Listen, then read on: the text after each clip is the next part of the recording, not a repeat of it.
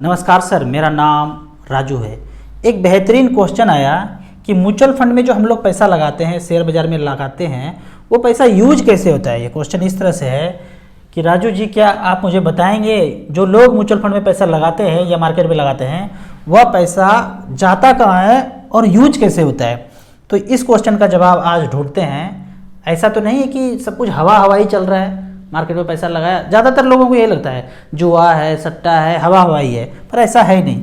एक उदाहरण लेते हैं। मान लीजिए कि एक मिठाई का दुकान आपके शहर में, हर शहर में एक मिठाई का दुकान अच्छा होता है, ज़्यादातर प्रेफर करते हैं कि वहीं जाके मिठाई खरीदें।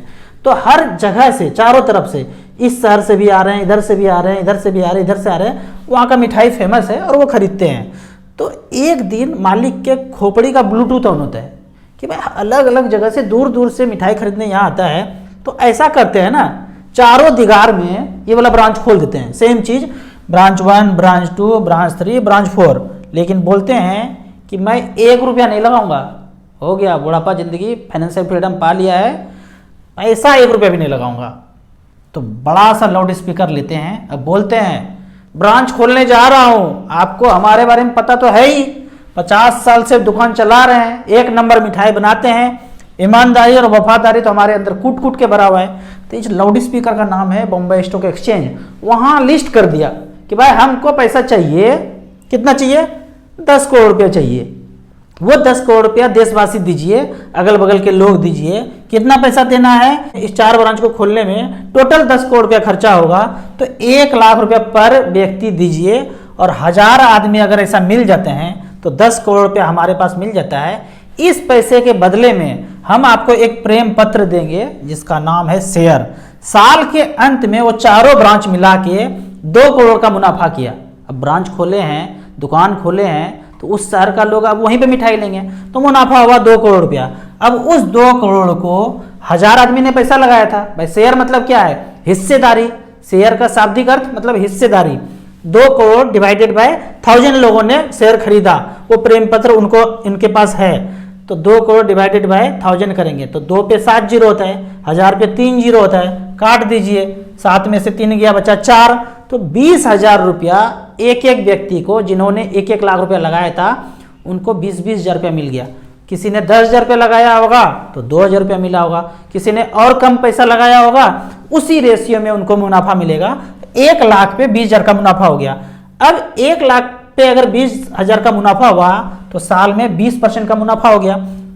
कुछ दिन के बाद वो एक व्यक्ति सोचता है, जिनके पास एक शेयर है 1 लाख रुपये का, वो सोचते हैं कि मेरे को ज़रूरत पड़ गया, हमको ये शेयर बेचना है। तो किसी दूसरे आदमी को बोलते हैं कि भाई खरीदना है, तो दूसरा आदमी बोलता है कि 1,10,000 में खरीदूंगा। बोले पगला है क्या, 20,000 तो साल का मिलता ही है, हम भले ही 1 लाख का खरीदे हैं, 2 साल हमने ले लिया, 1 साल पैसा ले लिया, लेकिन अगले साल तो 1 जनवरी को 20,000 मिलने वाला है, हम 1,10,000 में नहीं बेचेंगे, क्योंकि ये वाला प्रेम पत्र किसी के पास है भी नहीं, हम 1,25,000 में बेचेंगे। तो सेटलमेंट चलता है आपस में, तोल मोल चलता है, और 1,25,000 में फाइनली वो बेच देते हैं।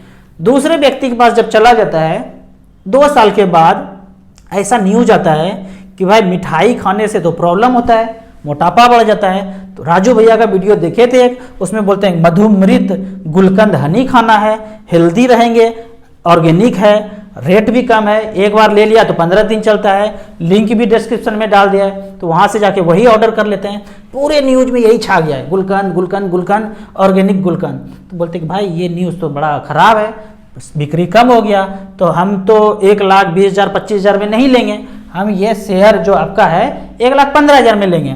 तो इस बेचारे को थोड़ा ज़रूरत था, बोला ले लो भाई 1,15,000 में। तो इस तरह से न्यूज से ऊपर नीचे मार्केट पे, उसके दुकान पे जो इफेक्ट पड़ रहा है, बिक्री पे इफेक्ट पड़ रहा है, उसके शेयर में भी इफेक्ट पड़ेगा। यहाँ पे जो एक देखने वाला बात है ना, अब ये जो दूसरा तीसरा आदमी अपना अपना शेयर प्रेम पत्र वो बेच रहे हैं, इस खरीद बिक्री से उस मिठाई वाले को कोई फर्क नहीं पड़ेगा। उन्होंने 10 करोड़ लेना था, ले लिया, अब दुकान खोल रहे हैं, तो अब मार्केट में उसके शेयर का प्राइस क्या होगा नहीं होगा, ये लोग डिसाइड कर रहे हैं। तो आप शेयर बाजार में, बॉम्बे स्टॉक एक्सचेंज में जो शेयर लिस्ट हो गया, उसको मालिक से उससे कोई मतलब नहीं है। हम लोग आपस में खरीद बिक्री कर रहे हैं, ज़्यादा होगा कम होगा रेट हम लोग कर रहे हैं, मोगेम्बो भी खेल रहा है, अलग अलग लोग खेल रहा है, पर कंपनी को उससे कोई मतलब नहीं है। उनका कंपनी कैसे चल रहा है, जो चल रहा है वो अलग बात है, शेयर अलग बात है, कंपनी चलना अलग बात है। मान लेते हैं कि 10 करोड़ का कंपनी था, एक बार मुनाफा 2 करोड़ का हुआ, बोला भाई हम पैसा देंगे नहीं, हम 2 और ब्रांच खोल लेंगे। तो अब वो 12 करोड़ का वर्थ उनका हो गया, 2 ब्रांच एक्स्ट्रा खोल लिया। फिर अगले साल सारे मेंबर ने डिसाइड किया, बोर्ड मेंबर ने, कि 12 करोड़ का इस बार का मुनाफा 5 करोड़ हुआ है, इस बार भी पैसा नहीं देंगे और 5 ब्रांच खोल लेंगे, 17 करोड़ का वैल्यूएशन होगा। तो वैल्यूएशन जब होता है तो सारे शेयर होल्डर कैलकुलेट करते हैं, बॉम्बे स्टॉक एक्सचेंज रजिस्ट्रार ये सब बैठा हुआ है कि शेयर का प्राइस क्या है, वैल्यू क्या है, उसके हिसाब से उसका वैल्यूएशन चेंज होते रहता है। तो लोग तो बोलेंगे कि भाई मेरा 17 करोड़ 20 करोड़ 50 करोड़ का कंपनी हो गया, तो मैं 120 रुपया 115 रुपया 125 रुपये में थोड़ी बेचूंगा, अब तो मैं इसको 250 रुपये में बेचूंगा, क्योंकि हमारा वैल्यूएशन इतना हो गया। मान लीजिए कि आपने एक प्लॉट खरीदा था 5 लाख का, वहाँ पे IIT भी खुल गया, हाईवे भी गुजर रहा है, सब कुछ चकाचक चल रहा है, तो 5 लाख का चीज़ 50 लाख में बिकेगा ना, वैल्यू बढ़ गया। जमीन तो वही 100 गज का है, सब कुछ वही है, जमीन के मामले में सब कुछ यथावत वैसे ही बना हुआ है, आसपास वैसे ही है जैसा 10 साल पहले था, लेकिन दूर दूर में देख रहे हैं कि सब कुछ डेवलप हो गया है, तो इस जमीन का भी रेट बढ़ गया है, तो उस तरह से वैल्यूएशन बढ़ गया।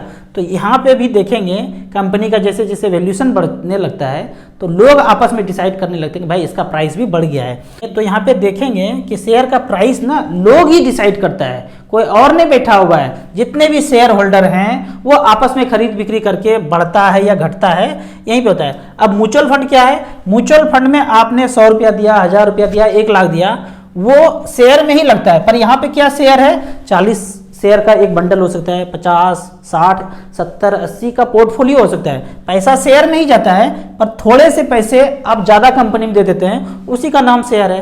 तो अगर म्यूचुअल फंड का पैसा नहीं होता, ये शेयर बाजार नहीं होता, तो कोई कंपनी भी नहीं होता। जितना भी आप कंपनी जानते हैं ना, लोगों के पैसे से ही चल रहा है। किसी एक व्यक्ति के पास इतना ज़्यादा पैसा नहीं है कि पूरे देश में वो कंपनी चला सकता है।